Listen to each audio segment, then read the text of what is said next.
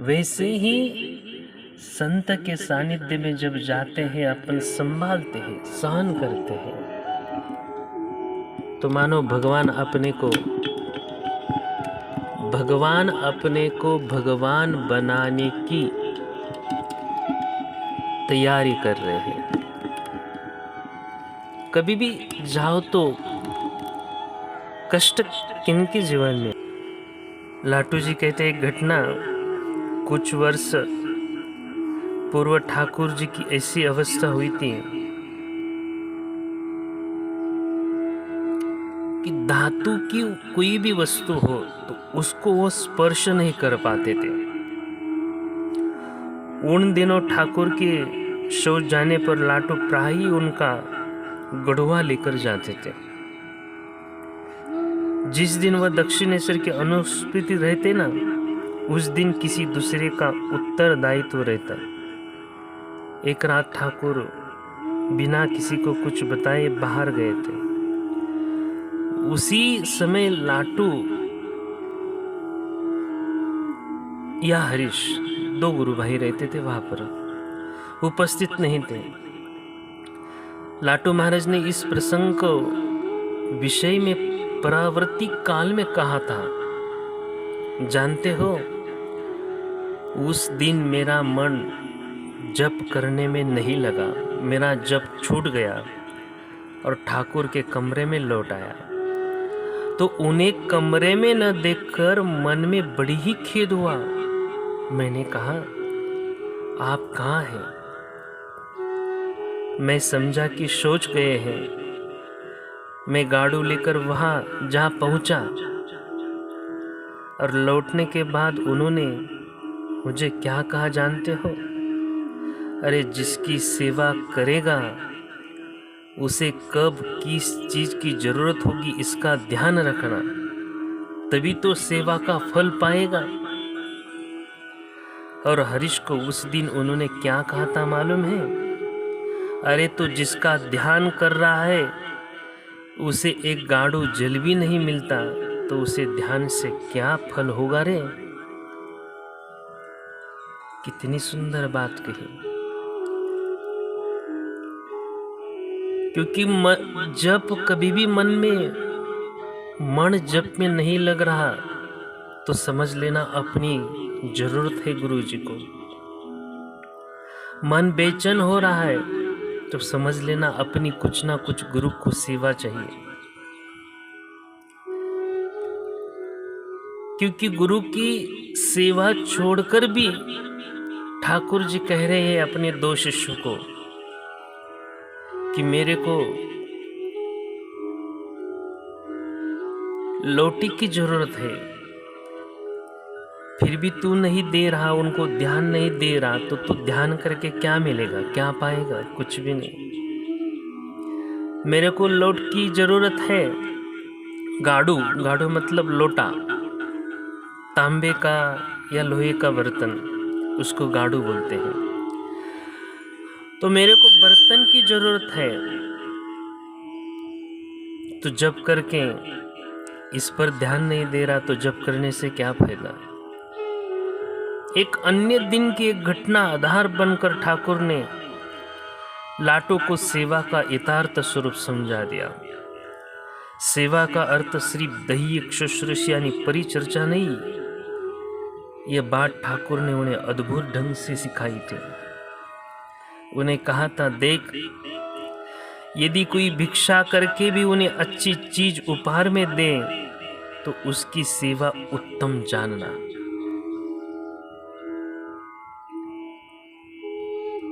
भिक्षा लाकर भी। एक दिन गुरु मचिंद्रनाथ और गुरु गोरक्षनाथ कहीं पर जा रहे थे। मचिंद्रनाथ एक जगह पर रुक गए। जब मचिंद्रनाथ एक जगह रुक गए तो नाथ जी ने कहा कि अरे गोरक्ष, जा बोले कुछ ना कुछ भिक्षा मांग कर लाना, भूख लगी है। गोरक्षनाथ गांव में भिक्षा मांगने के लिए गए। जैसे ही गांव में भिक्षा मांगने के लिए गए तो एक माई ने वड़ा बनाया था, उड़द का वड़ा। उड़द का वड़ा बनाकर उस माई के पास से भिक्षा में उड़द का वड़ा लाए, और जैसे ही उड़द का वड़ा लाए गुरु को दे दिया। गुरुजी ने एक वड़ा खाया। जब गुरुजी ने एक वड़ा खाया तो गुरुजी बोले, अरे वड़ा तो बहुत स्वादिष्ट है।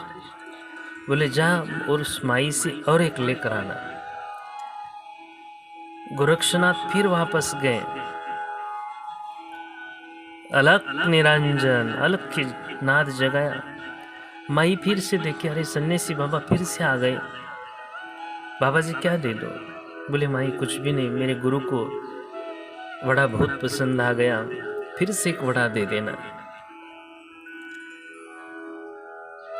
माई ने एक फिर से वड़ा दे दिया। गोरक्षनाथ अपने गुरु के पास वड़ा लेकर पहुंच गए। गुरु को बिठाकर खिलाया।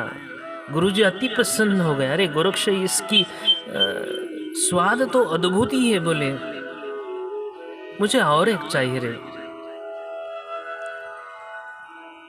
गुरु की सेवा साधु जाने रे मूड पहचान। मूड कोई जान नहीं सकता, साधु ही जान सकता है। गोरक्षनाथ असली साधु थे। असली साधु है ना, वही गुरु की सेवा कर सकता है। असली साधु है वह साधु ही साधु की सेवा कर सकता है। जिसने 6 को नहीं साध लिया वो थोड़ी सेवा कर सकता है, नहीं कर सकता। सच्ची बात है। सेवा कौन कर सकता है? साधु। क्योंकि साधु मतलब जिसने 6 को साध लिया, काम क्रोध लोभ मोह मद मत्सर, वही सेवा कर सकता है। जिनके मन में कुछ पाने की कामना है, जिनके मन में लोभ है, जिनके मन में अहंकार है, जिनके मन में कोई ना कोई काम है, लोभ है, मत्सर है, द्वेष है, राग है, वो साधु की सेवा नहीं कर सकता। क्योंकि जिसने 6 को साध लिया, उनकी सेवा करने के लिए भी 6 का साधा हुआ ही चाहिए।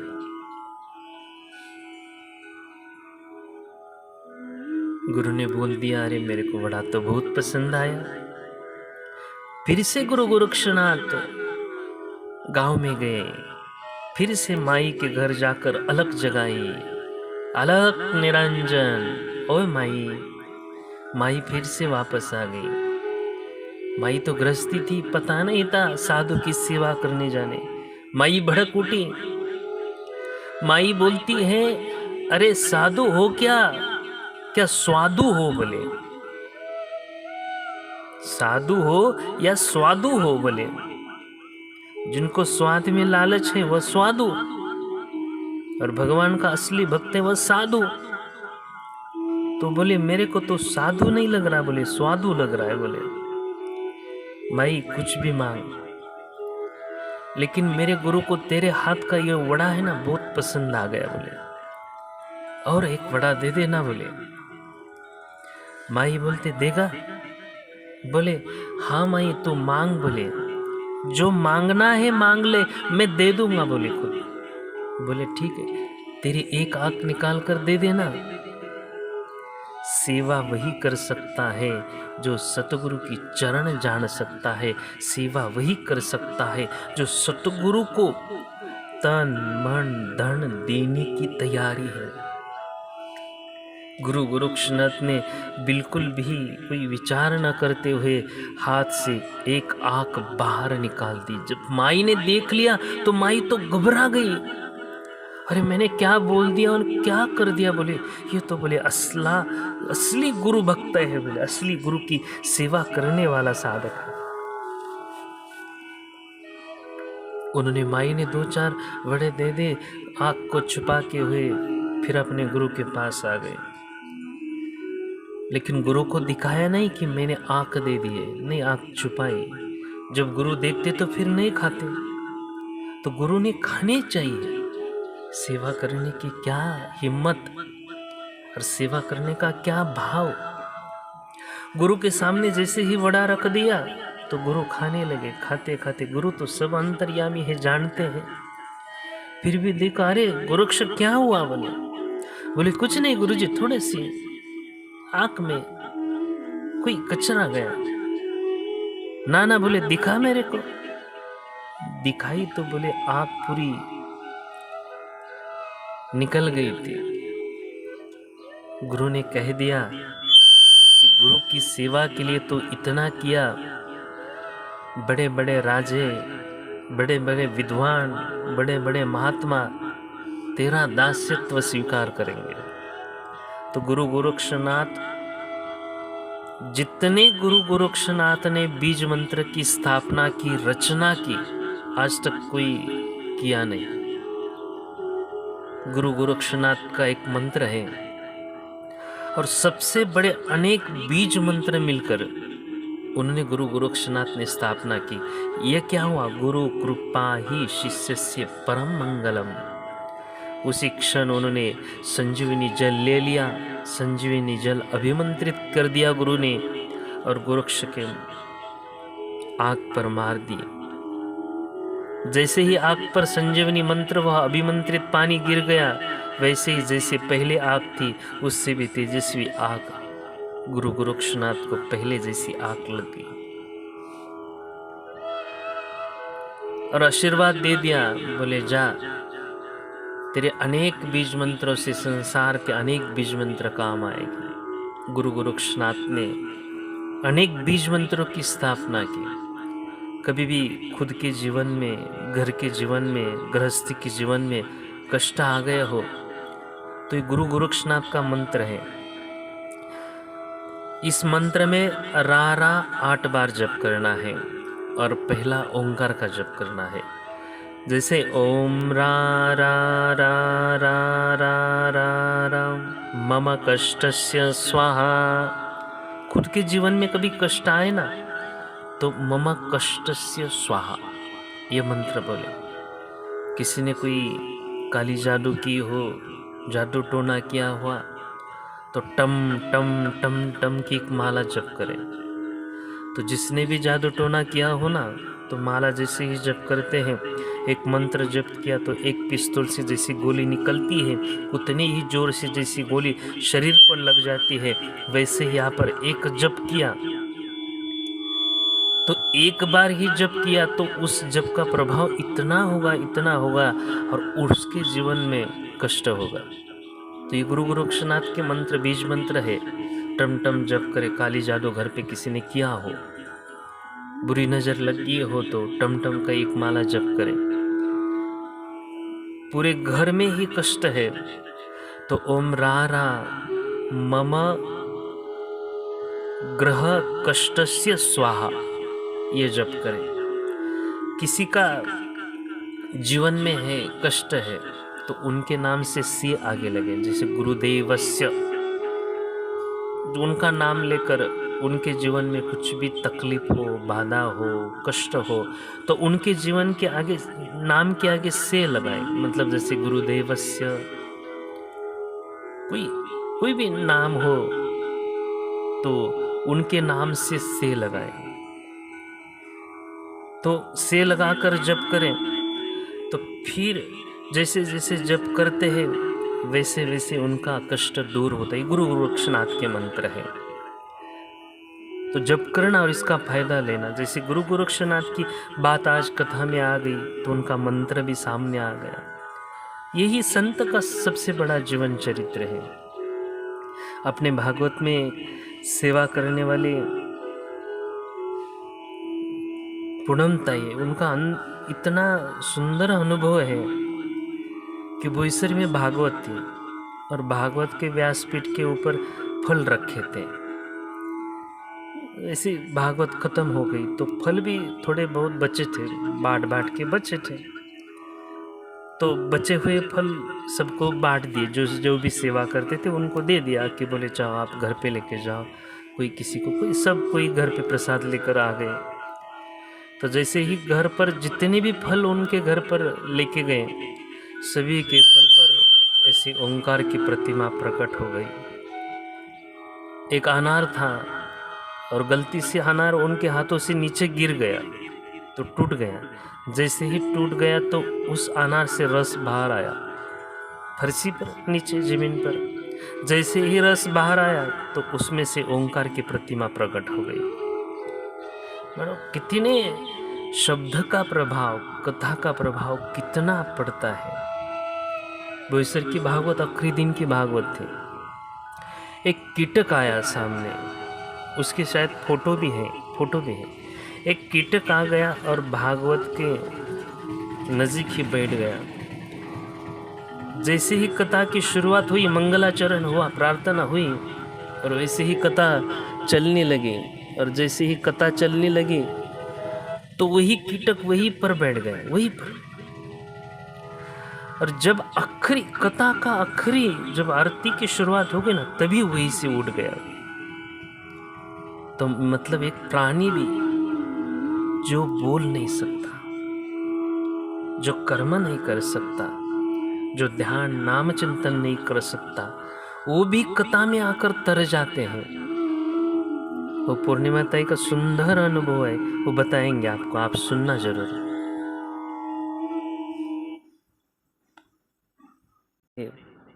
वही भगवान सेवा लेते लेते अपनी साधना भी अपने आप करवा कर लेते हैं।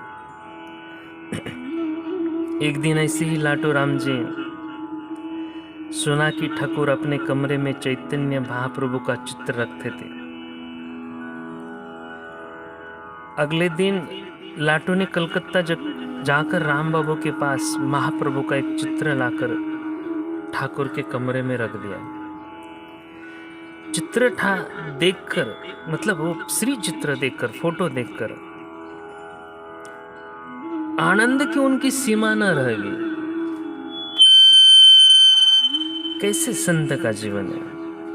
एक ठाकुर जी का चित्र देखकर रामकृष्ण परमहंस इतने आनंदित हो गए कि मानो वो बार बार लाटू से पूछने लगे, क्यों रे, तो राम से मांग कर ले आया क्या? राम क्या सोचेगा? बोले तो मेरे नाम पर मांग कर लाया ना। ठाकुर ने प्रश्न के उत्तर लाटू ने कहा, नहीं, आपके नाम पर नहीं लाया। तो फिर मुझे एक महाप्रभु का चित्र देखें। तो इतना ही कहा, यह बात कही। इस पर राम ने पूछा, उन्हें मुझे माँ के पास से मांग लेने को कहा। ठाकुर आनंदित हुए, अच्छा किया, देख बेटा, अच्छा किया। मेरे नाम पर न मांगना, मतलब गुरु के नाम पर न मांगना कभी, यह अच्छा किया। बताना अनुभव अपना।